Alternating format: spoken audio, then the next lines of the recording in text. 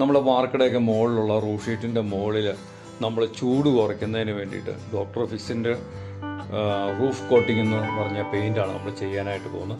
ഇതിൻ്റെ പ്രത്യേകത എന്ന് പറഞ്ഞു കഴിഞ്ഞാൽ നമ്മൾ എടുക്കുന്നതിന് തുല്യമായിട്ടുള്ള അളവിൽ തന്നെ വെള്ളവും ചേർക്കുക.